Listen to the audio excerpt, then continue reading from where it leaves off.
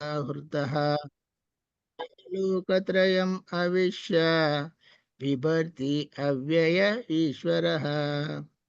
ప్రతిపదార్థాలు: ఉత్తమః శ్రేష్ఠుడైన, పురుషః పురుషుడు, తు కాని, అన్యః ఇతరుడు, పరమ ఆత్మ ఇతి పరమాత్మ అని, ఉదాహృతః చెప్పబడును, యః ఎవ్వడు, లోకత్రయం ముల్లోకములను, ఆవిశ్య ప్రవేశించి, బిభర్తి భరించును, అవ్యయః అక్షయుడు, ఈశ్వరః ప్రభు. తాత్పర్యము శ్రీల ప్రభుపాదుల వారు రచించారు. ఈ ఇరువురు కాకుండా ముల్లోకములలో ప్రవేశించి వాటిని భరించినట్టి సాక్షాత్తు అక్షయుడు, ఈశ్వరుడు, పరమాత్ముడు అగు ఉత్తమ పురుషుడు కలడు. భాష్యము శ్రీల ప్రభుపాదుల వారి రచన. ఈ శ్లోకంలోని అభిప్రాయము కఠోపనిషత్తు 2.2.13లోను, శ్వేతాశ్వతరోపనిషత్తు 6.13లోను చక్కగా వివరించబడినది. బద్ధ ముక్త స్థితిలోని అసంఖ్యాక జీవులందరిపైన పరమాత్మగా హృదయములో నెలకొనిన దేవాదిదేవుడు గలడని అందులో స్పష్టముగా చెప్పబడినది. నిత్యో నిత్యానాం చేతనశ్చేతనానాం అనేది ఆ ఉపనిషత్తు వాక్య. అనగా బద్ధ ముక్త స్థితిలోని జీవులన్నింటిలో వాటిని పోషిస్తూ కర్మానుసారము వారి వివిధ భోగానుభవముకు అవకాశము కలిగించు శాశ్వత పురుషుడైన దేవాదిదేవుడు కలడని అర్థము. ఆ దేవాదిదేవుడే పరమాత్మగా ప్రతి ఒక్కరి హృదయంలో నిలిచి ఉండును. అతనిని ఎరగగలిగిన బుద్ధిమంతుడే పూర్ణ శాంతిని పొందుటకు అర్హుడగునే కాని ఇతరులు కారు. హరే కృష్ణ. తప్పులు చదివితే మన్నించండి మహారాజ్. హరే కృష్ణ. హరే కృష్ణ ప్రభుజీ, చక్కగా చదివారు. ధన్యవాదములు ప్రభుజీ. థ్యాంక్ యూ ఓం మహారాజ్. అజ్ఞానతిమిరాంధస్య జ్ఞానాంజనశలాకయ చక్షురున్మిలితం యేన తస్మై శ్రీగురవే నమః. నమాం విష్ణుపాదాయ కృష్ణప్రేష్ఠాయ భూతలే శ్రీమతే భక్తిస్వరూపా దామోదరస్వామినితి నామినే. నమః సద్భక్తమనయే మణిపూరుద్భవాయ చ ప్రభుపాదలసద్వాణి ప్రచారనిరతాయతే. నమాం విష్ణుపాదాయ కృష్ణప్రేష్ఠాయ భూతలే శ్రీమతే భక్తివేదాంత స్వామినితి నామినే. నమస్తే సరస్వతిదేవే గౌరవాణి ప్రచారిణే నిర్విశేషశూన్యవాది పాశ్చాత్యదేశతారిణి. జయ శ్రీకృష్ణ చైతన్య ప్రభు నిత్యానంద శ్రీ అద్వైత గదాధర శ్రీవాసది గౌరభక్తవృంద. హరే కృష్ణ కృష్ణ కృష్ణ హరే హరే, హరే రామ రామ రామ హరే హరే.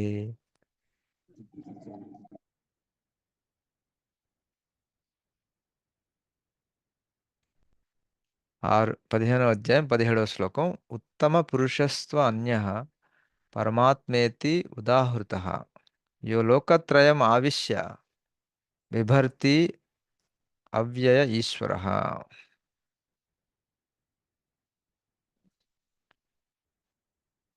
సో ఇది పురుషోత్తమ యోగ. సో భగవద్గీతలో ఉన్నటువంటి అధ్యాయాల్లో ఇది చాలా ముఖ్యమైన అధ్యాయం అని చెప్పుకోవచ్చు. ఎందుకంటే ఇందులో ఆత్మ, ప్రకృతి, పురుష. ప్రకృతి అంటే ఈ భౌతిక జగత్తు, పంచభూతాలు, మనస్సు, బుద్ధి, అహంకారం ఇవన్నీ ఉన్నది. ఈ యొక్క జగత్తు వీటితో చేయబడి ఉన్నది. కానీ వీటిని కంటే ఉన్నతమైనటువంటి శక్తి ఇంకోటి ఉంది, అది ఆత్మలు. వాటినే పురుష అని అంటారు. పురుష అంటే, పురుష ప్రకృతి అంటే ఎవరైతే ప్రకృతిని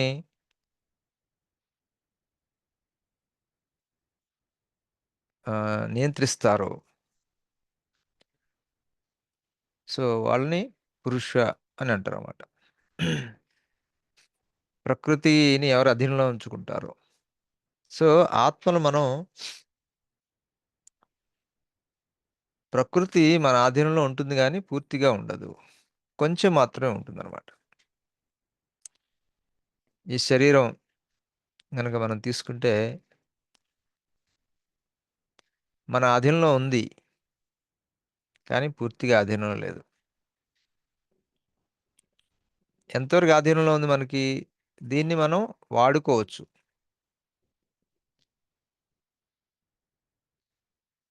మనకు అవసరమైన విధంగా దీన్ని వాడుకోవచ్చు. కానీ దీనికి కొన్ని పరిధులున్నాయి. అలాగే ఇది ఎంతవరకు మన ఆధీనంలో ఉంటుంది కూడా పరిమితులున్నాయి.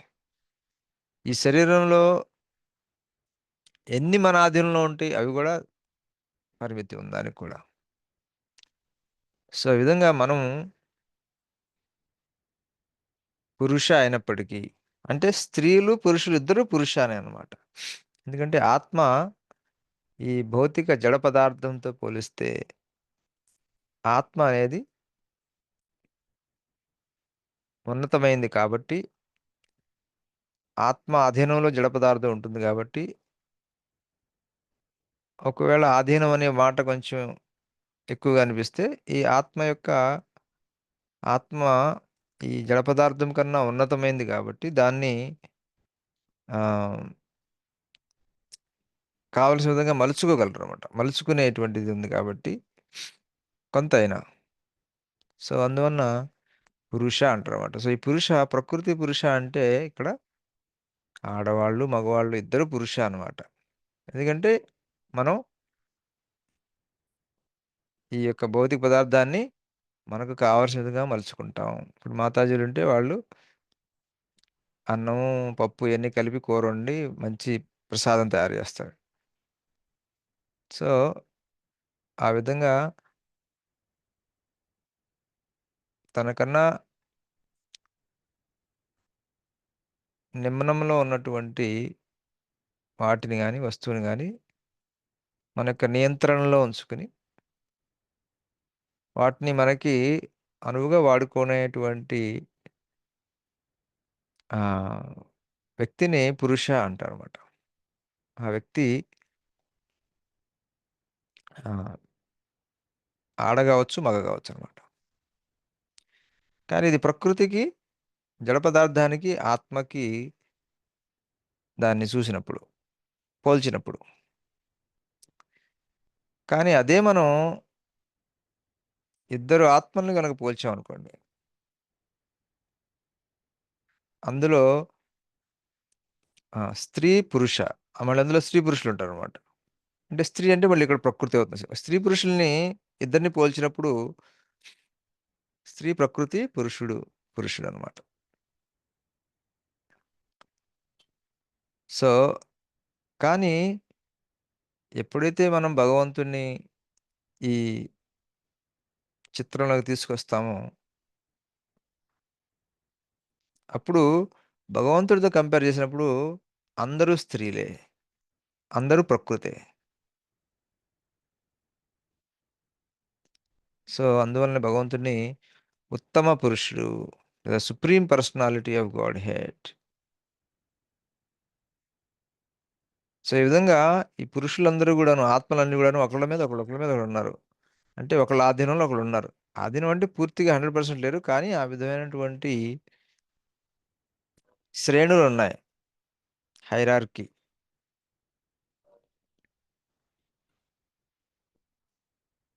సో, ఆ విధంగా అందరికన్నా పైన ఎవరున్నారు? భగవంతుడు, శ్రీకృష్ణుడు. ఈశ్వర పరమ కృష్ణ సచ్చిదానంద విగ్రహ అనాదిరాదిర్ గోవింద సర్వకారణ కారణం.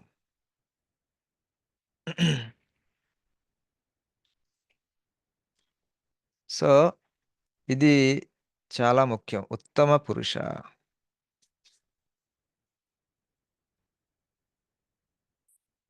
సో ప్రకృతి ఏంటి? పురుషునికి కావలసిన విధంగా తనను తాను మలుచుకునేదే ప్రకృతి. ఆ ప్రకృతికి ఇబ్బంది కలగకుండా, ప్రకృతికి ఆనందం ఇచ్చే విధంగా, తనకు ఆనందం కలిగే విధంగా ప్రకృతిని వినియోగించే వ్యక్తే పురుషుడు.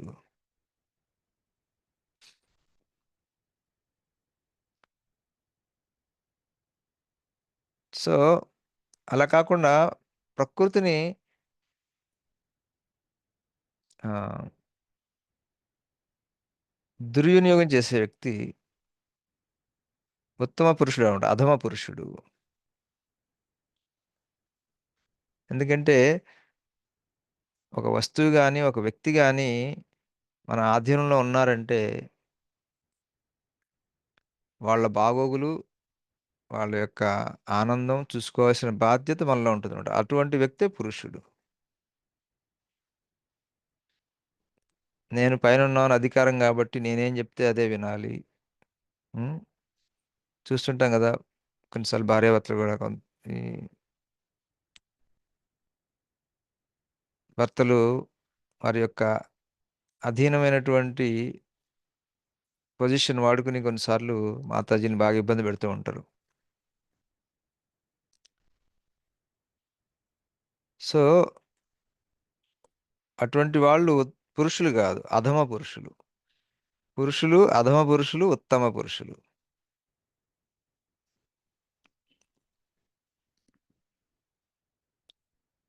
సో, పురుషుడంటే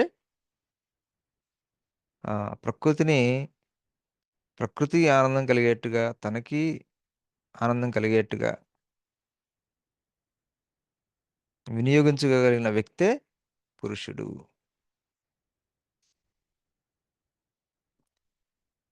సో, భగవంతుడైతే ఇందులో చాలా నిష్ణాతుడు. భగవంతుడు ఎవరిని బలవంతం పెట్టి తన ఆధీనంలో ఉంచుకోడు.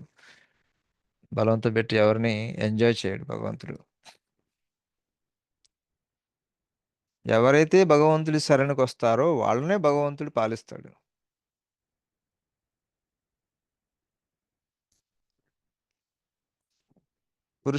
ఉత్తమ పురుషుడి యొక్క లక్షణం ఏంటంటే ప్రకృతి గురించి ప్రాకులాడరు. అంటే తన అధీనంలో ఉండే వాళ్ళ గురించి గాని, అధీనంలో ఉండే వస్తువుల గురించి గాని, వ్యక్తుల గురించి గాని ప్రాకులాడరు. లేదు మనం వాళ్ళని ఇబ్బంది పెట్టం. నన్ను ఫాలో అవ్వాల్సిందే అని ఇలాగ. ఎందుకంటే పురుష, పురుష అంటే వన్ గివ్స్ రాధారమణ్. ఇప్పుడు కృష్ణ ఏమంటాం మనం? Radharaman. One who gives pleasure to Radharani. Not one who takes pleasure from Radharani. So that is the meaning of purusha. Purusha means one who gives pleasure to his subjects.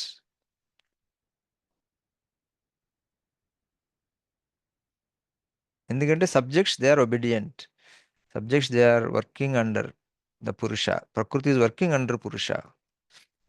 So therefore purushas పురుష పురుషుని యొక్క బాధ్యత ప్రకృతిని రంజింపజేయటం.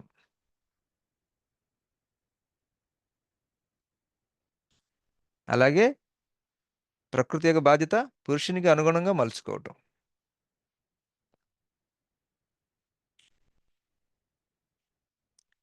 కానీ అలా మలుచుకోవట్లేదని ఇబ్బంది పెట్టని వ్యక్తి పురుషుడు. హెరాస్ చేయని వ్యక్తి. కదా!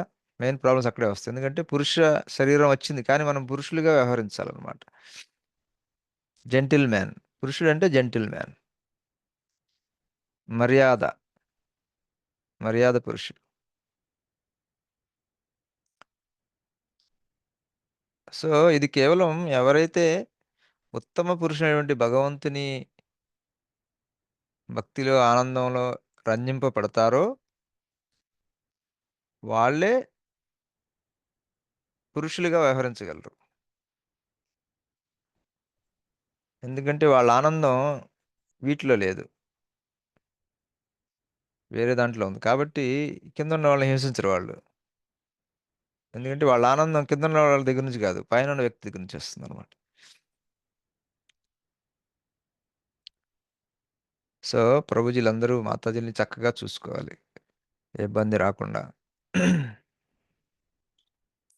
ఏం కావాలంటే వాళ్ళకి సమకూర్చడానికి ప్రయత్నించాలి. సో పురుష భర్త అంటే చాలా రెస్పాన్సిబుల్ పొజిషన్. అలాగే ఏదైనా సరే, యజమాని, మాస్టరు, లేకపోతే మేనేజరు, అధిపతి, ఉమ్, పైనున్న వాళ్ళు ఎవరైనా సరే, గురువు,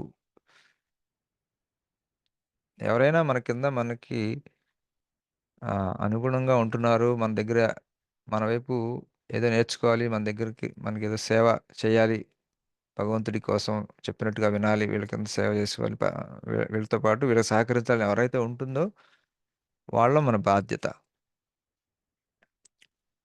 వాళ్ళని మనం రంజింపజేయాలి. రంజింపజేయడం అంటే మనమేమి వాళ్ళకి అనవసరం వాటిలో మంచి కాదు. ప్రేమగా చూడటం, ప్రేమగా పలకరించడం వాళ్ళకి. ఎందుకంటే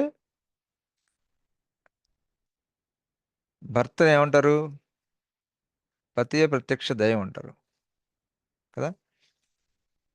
అంటే భర్త భగవంతుని యొక్క ప్రతినిధి.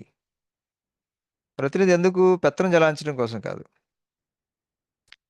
అఫ్ కోర్స్ భార్య అంటే వాళ్ళు సహజంగా భర్త వినటానికి ఆ, వాళ్ళ యొక్క మనసు ఆ విధంగా ఉంటుంది. అందుకే వాళ్ళకి స్త్రీ జన్మ వస్తుంది.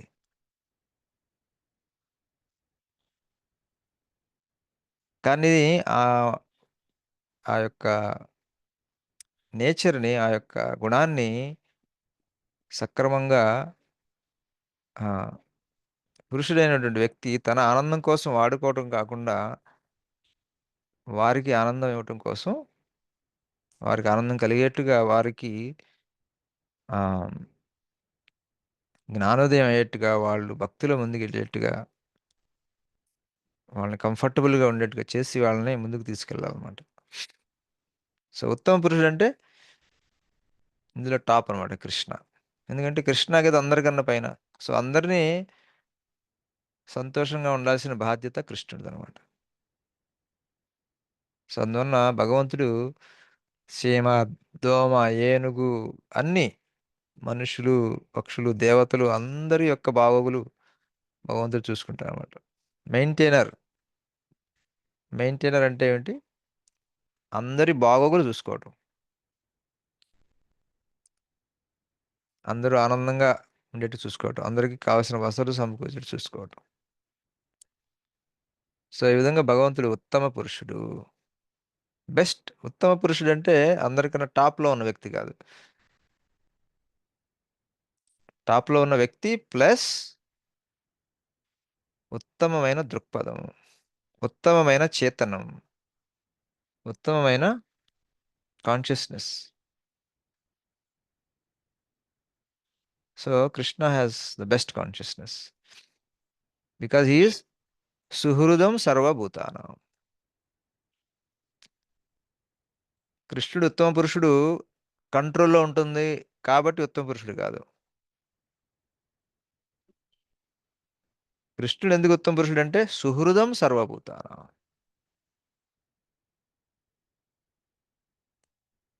ఎవరికి హాని తలపెడదామని ఎప్పుడు తలచడు. అందరికీ మంచి హృదయంతోనే ఎప్పుడు ఉంటాడు శ్రీకృష్ణుడు. సో అది కృష్ణుడిని ఉత్తమ పురుషుడిగా చేస్తుంది అనమాట. సో అదేవిధంగా ఎవరైనా సరే పురుషులుగా ఉంటే, వ్యవహరిస్తుంటే, పురుషులు అంటే కేవలం పురుష శరీరంలో ఉండేవాళ్ళు కాదు, ఒక కంట్రోలింగ్ పొజిషన్లో ఉంటే, ఒక ఉన్నతమైన పొజిషన్లో ఉంటే, మన కింద ఎవరన్నా ఉంటే, ఇప్పుడు తల్లి అని పిల్లలు ఉన్నారనుకోండి, అక్కడ మళ్ళీ తల్లి పురుషుడు అనమాట. ఎందుకని? తల్లి ఆదంలో పిల్లలు ఉంటారు. సో తల్లి యొక్క బాధ్యత ఏంటి? వాళ్ళ యొక్క బాగోగులు చూసుకోవటం. పిల్లల యొక్క బాధ్యత తల్లి చెప్పినప్పుడు వినటం. సో ఈ విధంగా ప్రతి రిలేషన్లో కూడాను ఇలా ఉంటుందన్నమాట. సో భగవంతుడు ఉత్తమ పురుషుడు ఎందుకని? భగవంతుడు అందరికీ సుహృదుడు, అందరికీ సుహృదంతో కలిగి ఉంటాడు అన్నమాట.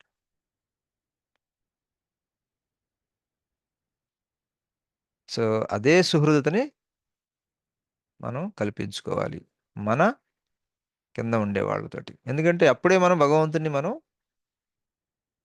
రిప్రజెంట్ చేయగలం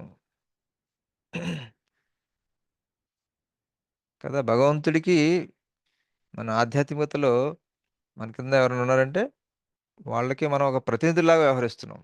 అంటే పూర్తిగా కాదు, ఎవరి లెవెల్లో వాళ్ళు.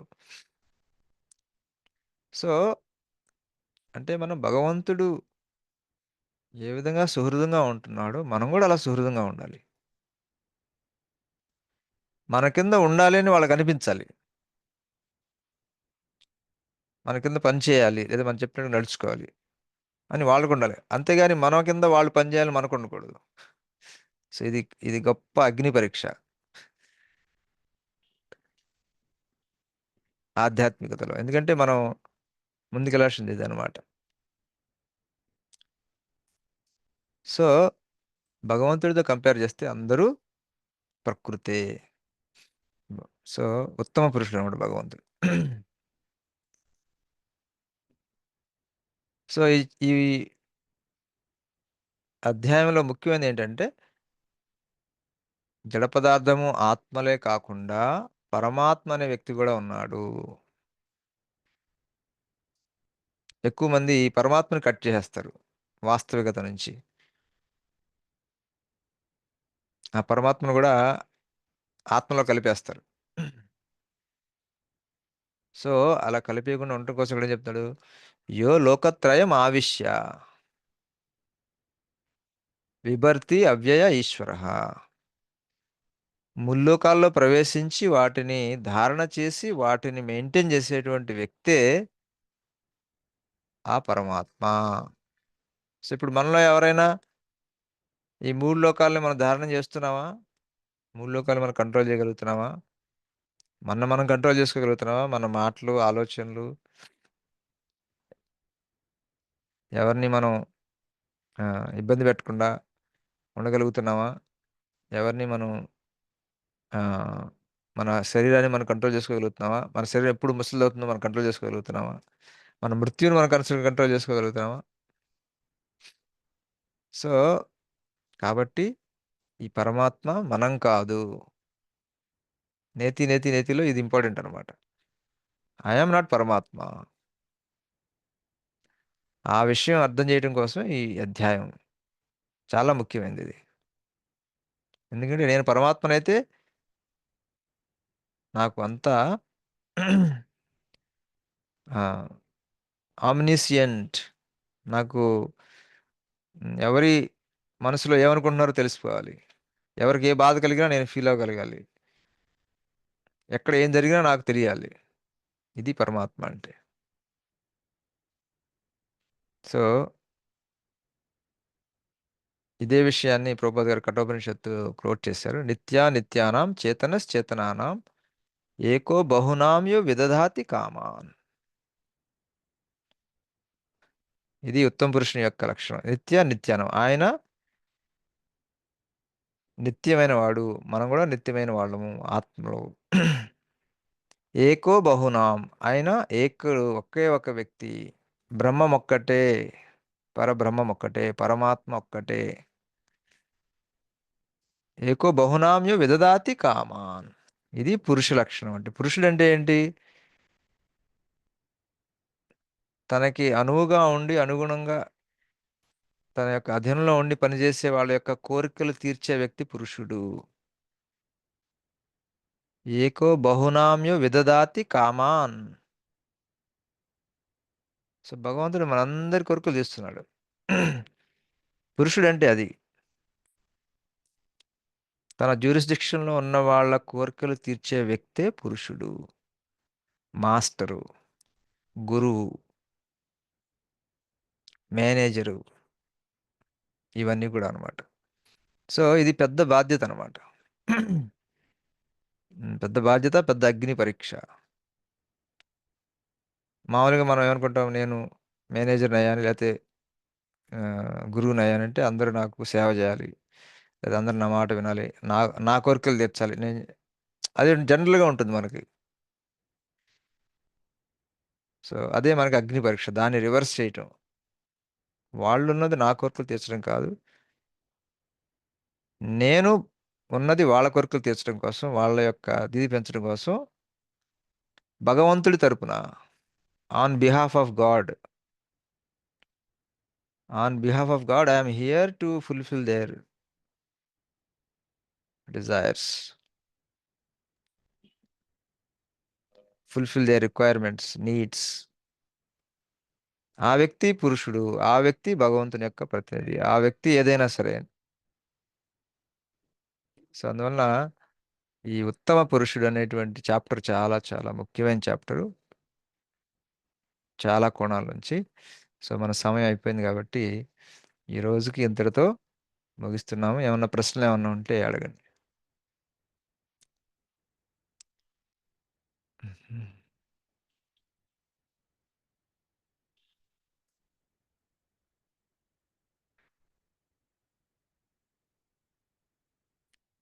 హరే కృష్ణ.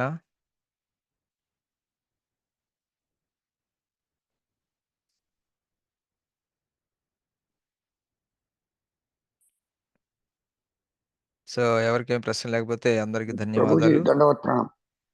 మళ్ళీ చెప్పండి ప్రభుజీ. పురుషుడు అంటే జీవుడు అని అంటారు కదా, పురుషుడు అంటే పురుషుడు అంటే పరమాత్మ గాని జస్ట్ దేవుడు అంటారు. అవును. మరి ఇప్పుడు పురుషుడు అంటే జీవుడు అంటే జీవుని ఏ విధంగా మనం ప్రత్యేకించి చెప్పాలి అక్కడ? జీవుడు అంటే ఆత్మ. ఆత్మని ఇప్పుడు పురుషుడు ఉత్తమ పురుషుడు అనుకున్నాం కదా ఇప్పుడు మనం. అవునవును, ఓకే. ఆ విధంగా అటువంటి భేదం చెప్పినప్పుడు పురుషుడు అంటే ఏమన్నారు? నియామకుడు తన కింది వాళ్ళని ఆనందపరచాలి, ఆ విధంగా ఉంచాలి, జస్ట్ ఆ విధంగా అనుకున్నాం. అంటే ఇప్పుడు ఇక్కడ జీవుడు ఇతరు ఎక్కడ ఉంచుతాడు? ఎవరిని ఉంచుతాడు? ఇతర జీవులు తన కింద. ఇతర జీవులు అంటే తన కింద ఉన్న ఇతర జీవులు, అందరూ కాదు. అదే ఇప్పుడు మీరు తండ్రి అనుకోండి, మీ భార్య మీ పిల్లలు మీ కింద ఉన్నారు కదా. అదే అదే అదే వాళ్ళకి కావాల్సిన అవసరాలు, వాళ్ళ ఇష్టాలు తెలుసుకోవటం, వాళ్ళ కోరికలు తెలుసుకోవటం, సక్రమైన మార్గం నడిపించటం, వాళ్ళ కోరికలు తెచ్చటం, వాళ్ళని భక్తులుగా తీర్చిదిద్దటం, ఇది బాధ్యత. అందరు కాదు, మీ కింద ఎవరు ఉన్నారు వాళ్ళు. ఇప్పుడు వాళ్ళను ఒత్తిడి చేయొద్దు అన్నారు. ఒత్తిడి చేయొద్దు అంటే తండ్రిగా చెప్తుంటాడు కదా, కొంత వాళ్ళు ఒక పద్ధతి పాటించినప్పుడు కొంచెం 4 సార్లు చెప్పవలసి వస్తుంది కదా. చెప్పచ్చు గట్టిగా మరి ఆ విధంగా అన్నప్పుడు ఒత్తిడి అన్నట్టే కదా అది. మనం ప్రేమగా చెప్పాలి. ఏ ప్రేమతో కొంత అసలు ఒక మాట ప్రేమతో చెప్తే ఇతరులతో స్నేహవాసం ఉండి జస్ట్ వినకుండానే వెళ్ళిపోతుంటారు. అది అటువంటిది మనం ఏ విధంగా చెప్పాలో ఇక్కడ కొంత మనకు ఒక అవగాహన రాదు. అటువంటి అవగాహన కావాలి జస్ట్ అని అనిపిస్తుంది. ఒక అవగాహన ఉంది. ఆ విధంగా 5 సంవత్సరాల వరకు చేయొచ్చు. అలాగూ 5 సంవత్సరాల తర్వాత ఒక స్నేహితుడిగా వ్యవహరించాలి. 5 సంవత్సరాల వయసు దాటిన తర్వాత ఒక స్నేహితుడిగా వ్యవహరించాలి. గట్టిగా చెప్పినంత మాత్రాన మన యొక్క గుణం మారదు. ఇప్పుడు ఏముంటుంది అంటే ఇప్పుడు కొంతమందిని మనం భక్తిలోనికి ఆహ్వానిస్తుంటాం.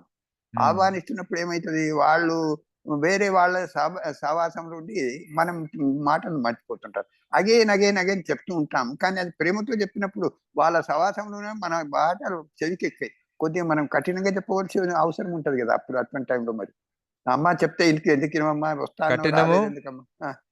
కఠినము 10 సార్లు ఒక్కసారి. అచ్చా. ప్రతిసారి కఠినం చెప్తే అది మామూలు అయిపోతుంది. అది అందుకని ఒక్కసారి చెప్పాలి. అప్పుడు ఏమవుతుంది, ఇంకా కఠినంగా చెప్పాల్సి వస్తుంది కఠినంగా ఉండాలంటే. అందువల్ల కఠినం అనే దాని యొక్క వాల్యూ పోతుంది దాన్ని. అందువల్ల 10 సార్లు ఒకసారి కొంచెం కఠినంగా మాట్లాడచ్చు. ఎప్పుడన్నా ప్రతిసారి కఠినంగా మాట్లాడితే అది మనలో ప్రాబ్లం. అది మనలో అది నాటుకుపోతుంది, అజ్ఞానం అయిపోతుంది. అవును. Okay Prabhu, thank you. Hare Krishna ప్రభు.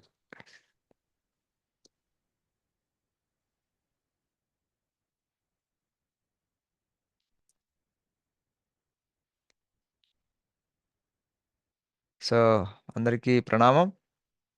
హరే కృష్ణ కృష్ణ కృష్ణ హరే హరే, హరే రామ్ రామ్ రామ్ హరే హరే. జై శ్రీమద్ భగవద్గీత की जय, भगवान श्री वासुदेव की जय, शिल प्रभुपाद की जय, गुरुनाथ शिला श्रीपाद की जय. హరే కృష్ణ. వచ్చే వారం మళ్ళీ కలుసుకుందాం. హరే కృష్ణ. దండవత్ ప్రణామం.